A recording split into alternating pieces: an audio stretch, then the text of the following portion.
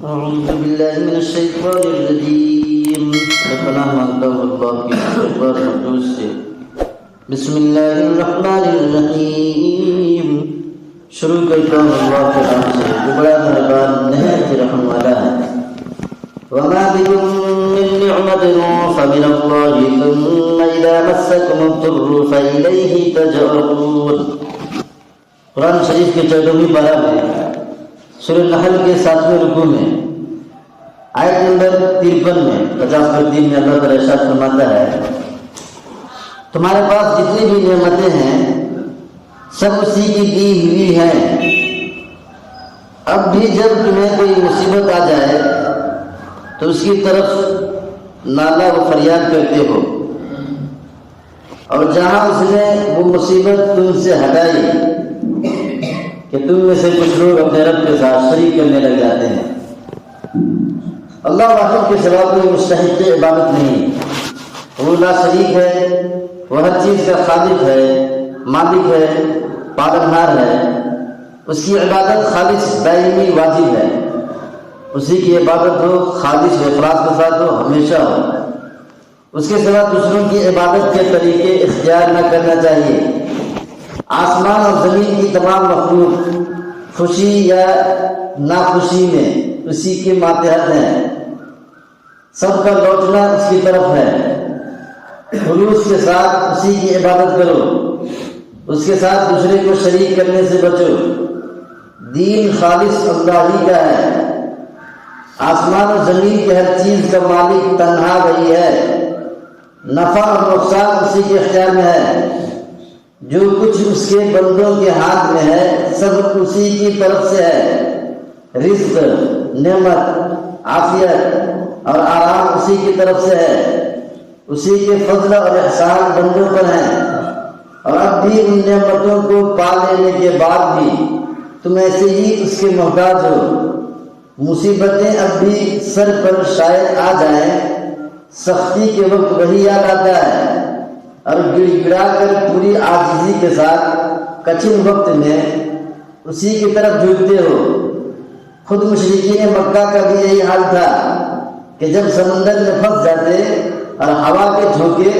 کشتی کو پتے کی طرح جھکولے دینے لگتے تو اپنے ٹھاکروں کو، دیوتاؤں کو، بتوں کو، پیروں کو، فقیروں کو سب کو بھول جاتے تھے اور خالص اللہ سے لو لگا کر اخلاص کے ساتھ دل سے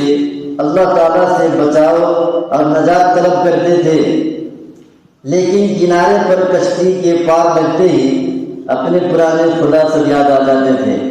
المعبود حقیقی کے ساتھ پھر ان کی پوجا پاٹ شروع ہو جاتی تھی۔ تفسیر ابن کثیر پارہ نمبر 14 صفحہ نمبر 30 سورہ نحل کے 7ویں رکوع کی تفسیر میں ہے۔ شیخ عبد القادر جیلانی رحمۃ اللہ علیہ یعنی بڑے پیر صاحب فرماتے ہیں اے مخاطب، میں تجھ کو مخلوق کے پاس دیکھ رہا ہوں نہ کہ خالق کے پاس، تو نفس اور مخلوق کا حق تو ادا کر رہا ہے لیکن اللہ تعالیٰ کا حق ادا نہیں کرتا، اس کی نعمتوں پر دوسروں کا شکریہ ادا کرتا ہے۔ یہ نعمتیں جن میں تو غرق ہے تجھ کو کس نے دی ہیں؟ کیا خدا کے سوا کسی دوسرے نے دی ہے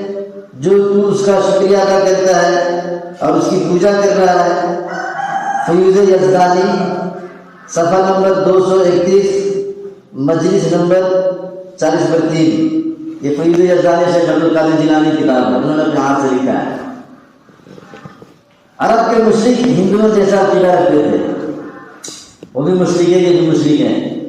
ہمارے ملک کے بھی مشرک، یہ ہندو لوگ کافر ہیں، مشرک ہیں، وہ بھی کافر تھے۔ جس طرح ہندو یہ کہتے ہیں کہ ایشور جو چاہتا ہے کرتا ہے، اس کے خلاف کوئی کچھ بھی نہیں کر سکتا ہے، مگر پھر بھی سینکڑوں معبود بنا رکھے ہیں، کہیں دیوی پوجی جاتی ہے، کہیں کوئی ہنومان کو مانتا ہے، کوئی مہادیو کی لنگ پوجتا ہے، کوئی لکشمن کی مورتی پر جل چڑھاتا ہے، اور پھر ہر ملک میں ہر ایک قوم کا جدا ہی معبود ہے، آگ، پانی، درخت، آفتاب، یہ سورج، ستارے، کوئی چیز بھی نہیں چھوڑی کہ جن کو نہ پوچھتے ہو، یہی حل روا جان کر ان کو پکارنا، ان کی نظر و نیاز کرنا ان کی عبادت ہے۔ اور یہ بھی کہتے ہیں کہ ان میں ایشور کی مایا ہے، یہ بھی بڑی قدرت رکھتے ہیں۔ یہی حال عرب کے مشرکوں کا تھا۔ افسوس ہے کہ ہندوستان کے جاہل مسلمانوں میں بھی ہندوؤں کا اثر آ گیا ہے۔ یہ بھی اپنے بزرگوں کے ساتھ قریب قریب یہی برتاؤ کرنے لگے ہیں۔ یہ اس کو توسل کرتے ہیں، اور غیر قومیں اپنے بزرگوں سے ایسے ہی معاملات کریں تو اس کو شرک قرار دیتے ہیں۔ فعل ایک ہی ہے۔ تفسیر حقانی جلد نمبر 5 صفحہ نمبر 225 سورہ مومن کے 5ویں رکوع کے تفسیر میں، تفسیر حقانی کی الفاظ میں غور کیے کیا ہے کہ فعل ایک ہی ہے، کام ایک ہی ہے، چاہے ہم اپنے بزرگوں کے ساتھ کریں یا وہ اپنے بزرگوں کے ساتھ کریں۔ جیسے مثال کے طور پر صرف ایک کو بتا رہا ہوں، ہندو صاحبان ہر سال اپنے بزرگوں کی ولادت اور شہادت مناتے ہیں، تو بعض مسلمان صاحبان بھی اپنے بزرگوں کی ولادت اور شہادت اور شادی رچاتے ہیں۔ ہندو صاحبان جہاں چاہے مندر بنا دیتے ہیں، تو بعض مسلمان بھی جہاں چاہے مزار، درگاہ، تعزیہ بنا لیتے ہیں، تو جہاں چاہے بناتی بھی جہاں چاہے بنا لیتے ہیں۔ ہندو صاحبان اپنی دیوی کا ہر سال میلہ کرتے ہیں،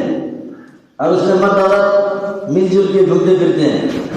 تو بعض مسلمان بھی مزاروں پر عرس کرتے ہیں، اور اس میں بھی عورت مرد مل جل کے گھومتے پھرتے ہیں، پردے کا کوئی اہتمام نہیں، برابر ہے، پھر ایک ہی ہے، چاہے کچھ بھی کرو، جیسے وہ کر رہے ہیں ویسے یہ کر رہے ہیں۔ فرق کیا ہے؟ فرق ہونا چاہیے کچھ۔ ہندو صاحبان اپنی دیوی کی مورتیوں کو ہر سال نہلاتے ہیں،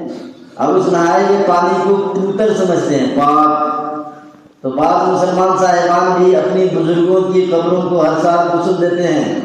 اور غسل کے پانی کو برکت والا کہتے ہیں۔ حالانکہ شریعت میں غسل پورے جسم انسانی کو شریعت کے مطابق دھونے کو کہا جاتا ہے، تو قبر کے دھونے کو غسل کہنا، قبر کے دھونے کو غسل کہنا شریعت میں اضافہ ہے۔ ایک جرم یہ بھی ہے، غسل کا پانی یا تو ناپاک ہے، جیسے غلاظت کوئی گندگی لگی دھویا تو پانی ناپاک ہو گیا، یا تو پاک ہے مگر ناقابل استعمال ہے، جیسے آپ نے وضو بنایا جسم میں کچھ نہیں لگا تھا گندگی، وہ پانی نیچے گرا تو پاک تو ہے لیکن استعمال کے لائق نہیں ہے، اس کو استعمال نہیں کر سکتے۔ تو بتا رہے ہیں کہ غسل کا پانی یا تو ناپاک ہے جیسے نجاست کے دھونے کے بعد، یا تو پاک ہے مگر ناقابل استعمال ہے،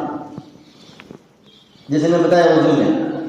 کہ پانی تو پاک رہے گا لیکن اس کو استعمال کرنے کے اجازت نہیں ہے۔ غسل کے پانی کا شرعی حکم صرف دو ہے،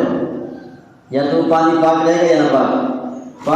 ناپاک رہے گا تو کوئی استعمال کرے گا ہی نہیں، پاک رہے گا تو شریعت نے منع کیا کہ استعمال نہیں کر سکتے۔ لیکن قبر کو دھونے کے بعد اس کو پاک ہی نہیں، تبرک والا، متبرک اور برکت والا پانی کہہ دینا، اللہ کے حکم سے بڑھا کر، اللہ کے حکم سے بڑھایا نہیں کہ استعمال شدہ پانی یا تو پاک ہوگا یا ناپاک ہوگا، ناپاک ہوگا تو کوئی بھی استعمال نہیں کر سکتا، کبھی بھی کوئی چانس نہیں ہے، پاک ہوگا تو بھی استعمال کے لائق نہیں ہے۔ یہ تیسرا حکم لایا کیا؟ قبر کو دھو، پانی صرف پاک نہیں برکت والا ہے، تبرک بن گیا، یہ شریعت میں اضافہ ہے۔ یاد رکھو شریعت میں کوئی کچھ بڑھائے یا گھٹائے دونوں فرعون کے ساتھ کھڑے ہوں گے میدان حشر میں، سمجھائی بات؟ شریعت میں کوئی مسئلہ مسائل اپنی طرف سے بھسڑ کے کھڑا کر دے، شریعت میں کچھ مسئلہ اپنی طرف سے بڑھائے یا گھٹائے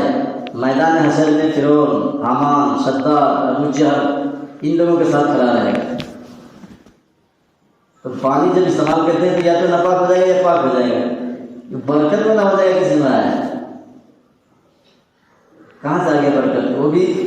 انسان کے لیے مسئلہ ہے، اس کو دھو کے شریعت کے مطابق غسل بنتا ہے، وضو بنتا ہے، قبر کو دھو گے تو برکت والا ہی بنتا ہے۔ یہ مشرکوں جیسی حرکتیں ہیں، کام ایک ہی ہے، نام الگ الگ ہے، ویسے بہت ڈینجر چیز ہے یہ۔ اس لیے ایسی چیزوں سے بچ کے رہیں، بہت خطرناک ہے،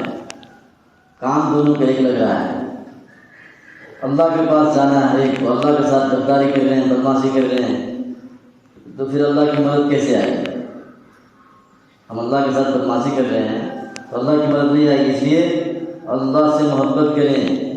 اسی سے لو لگائیں، اسی کے نام کی تصویر پڑھیں، اٹھتے بیٹھتے چلتے پھرتے اسی کے نام کا ذکر کیا کریں۔ اللہ تعالیٰ ہم سب کو سمجھنے کی، عمل کرنے کی توفیق عطا فرمائے۔